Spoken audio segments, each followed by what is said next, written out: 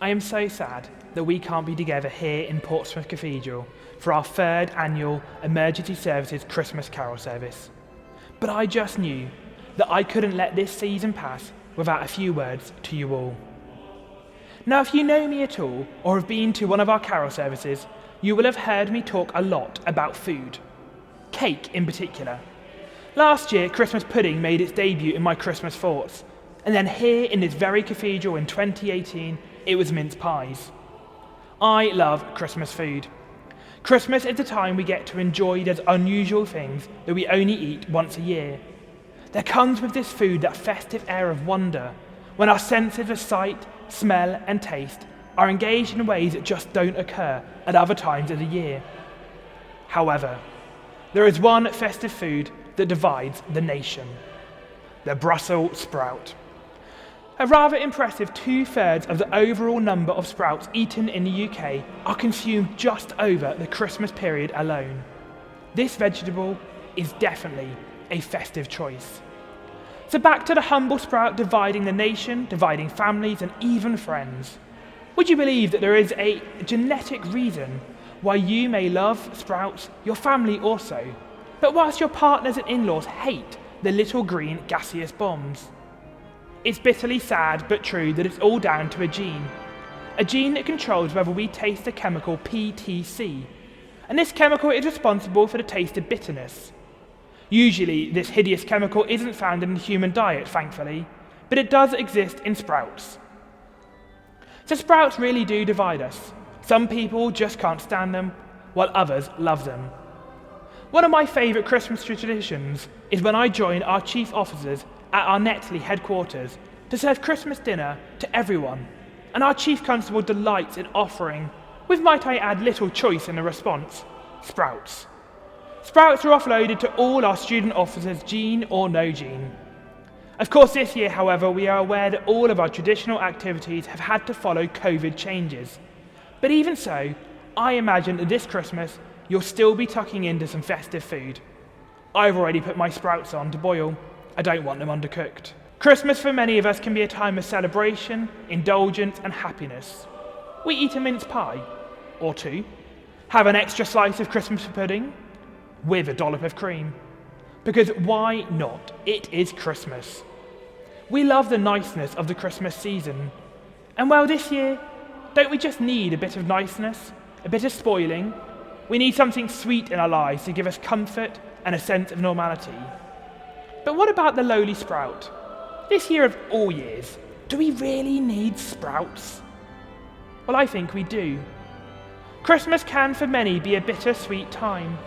For many, each year is a time of bitter memories, of loneliness, of poverty and paradox.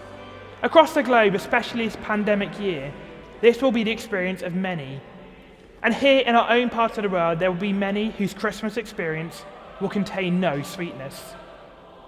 The Christmas story portrayed on cards and in nativity plays is sweetness, nice, comfy and cosy.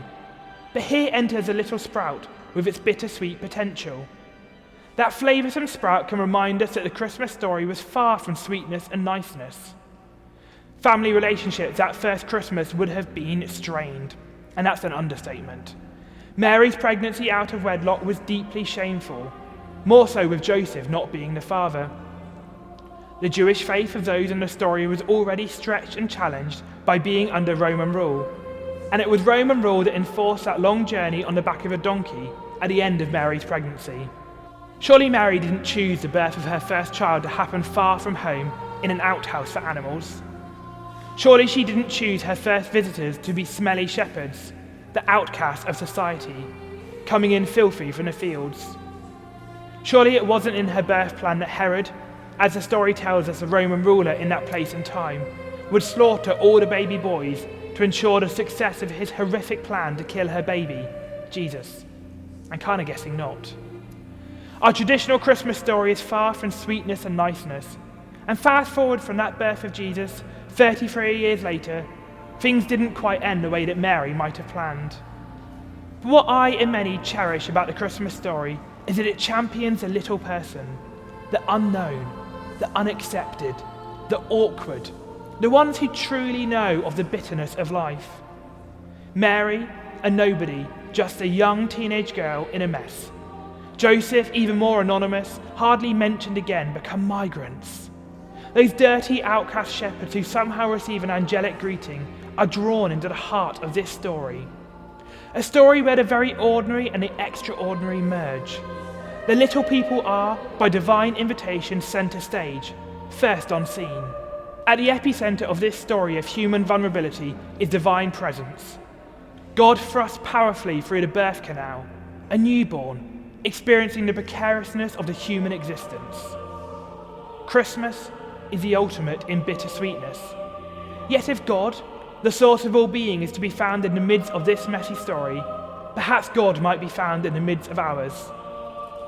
This year, 2020, has been far from a year of sweetness and niceness. It has been a Brussel Sprouts type of year.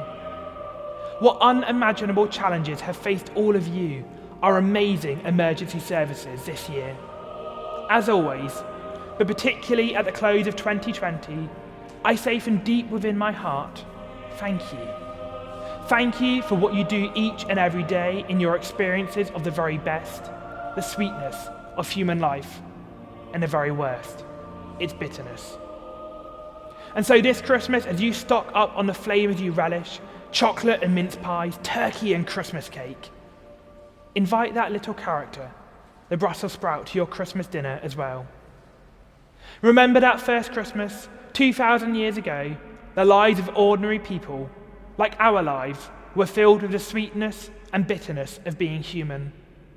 Yet the birth, life and death of that one small baby, the inclusive, compassionate, justice and peace-seeking Jesus, changed history. Thank you for all that you do. Have a fabulous Christmas. Oh, and eat your sprouts.